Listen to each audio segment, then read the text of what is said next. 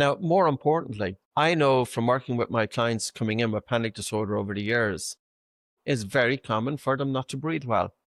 And when you look at their breathing, it's almost that they are teetering on the brink of symptoms, and it doesn't take much to push them over.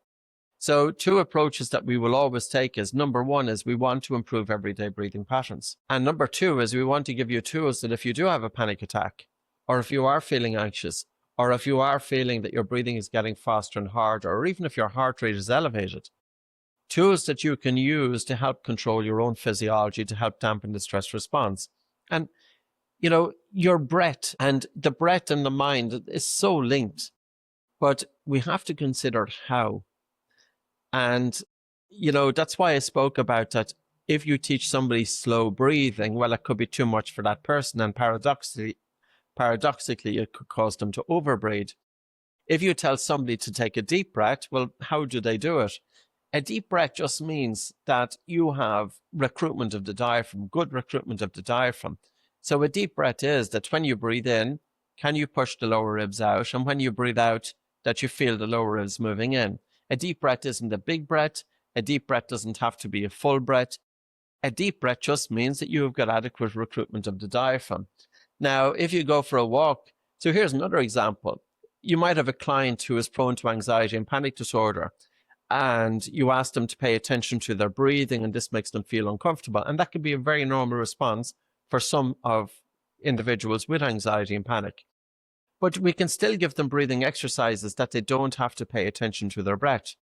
We can give them gentle breath holds to help stimulate the vagus nerve and gently increase carbon dioxide and also harness nasal nitric oxide. We can also get them to do physical exercise with their mouth closed, that they don't have to pay attention to their breathing. And with this, then, because their mouth is closed during physical exercise, they will have a better recruitment of the diaphragm. But also, with their mouth closed, they're more likely to increase carbon dioxide in the lungs and blood. And you think about this, this person now is doing physical exercise with their mouth closed. We are actually improving their underlying breathing patterns by getting them to do physical exercise with the mouth closed. They've increased exposure to carbon dioxide, and they've an increased recruitment of the diaphragm, because your nose is more connected with the diaphragm than the mouth. The mouth causes upper chest breathing. Upper chest breathing evokes a stress response.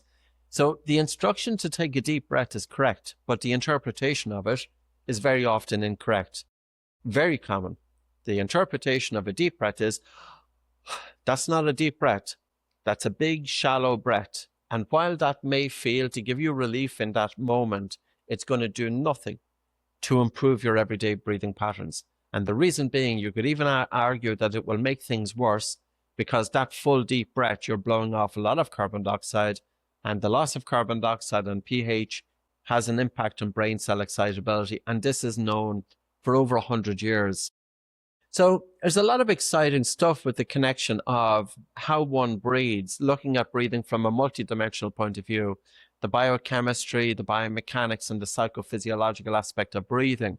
And even if we were to look at, say, the default mode network, another aspect of it. So these are the different parts of the brain that are connected, and it's the connectivity between these different regions of the brain and the activity that will influence rumination of the mind. Now, if we open our mouth and we're breathing persistently through an open mouth, parts of the brain associated with speech light up, and that would signal speech and thinking going together. And if we are breathing in and out through the nose, it can help with affecting the default mode network to help reduce rumination.